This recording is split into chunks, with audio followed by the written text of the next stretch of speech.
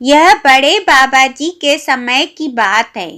एक जोगी हिमालय पर बैठा बंदगी किया करता था।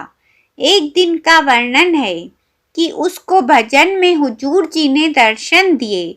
अपनी सोटी से उठाकर कहने लगे, देख जोगी, यदि तुम्हें प्रभु से मिलने का रास्ता लेना है, मेरे पास ब्यास आ जा। दर्शन पाकर प्रसन्न हो गया। वंदना करते बैठे रहने से उसकी टांगें कमजोर हो गई थी। चलना कठिन था। सोचने लगा कि अब क्या करूं, लेकिन प्रेम की चोट से रह भी न सका। धीरे धीरे चलते चलते 6 महीने पश्चात ब्यास पहुंच गया।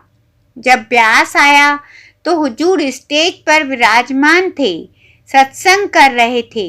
उसने आते ही स्टेज के पास पहुंचकर माथा टेककर हुजूर जी का हाथ पकड़ लिया।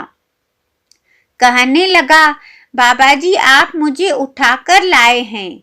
आपके चरण में पथ की रेखा भी है। आपने जब मुझे दर्शन दिए थे तब उस समय रेखा भी दिखाई दी थी। आपने हुक्म दिया था, ब्यास आकर देखकर पहचान लेना। जोगी ने कहा, अब आप मुझे दाहिना चरण दिखाएं। हुजूर ने चरण छुपा लिया, सत्संग में नहीं दिखाया। लेकिन हुजूर जी के मकान पर आकर जोगी ने हठ किया। जोर से चरणों पर लिपटकर रेखा ठीक देखी। जोगी कहने लगा, हुजूर जी, वहां इतनी दूर पहुंचकर तो मुझे सोटी मारकर जगाया और यहाँ लाए, अब क्यों छुपाते हो? जोगी ने अर्ज की, अब मुझे नाम की दात बख्शो।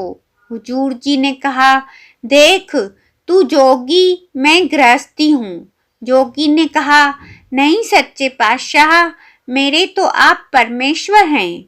हुजूर ने कहा, यह सब तो खेल तो अकाल पुरुष का है, मैं तो कुछ भी नहीं।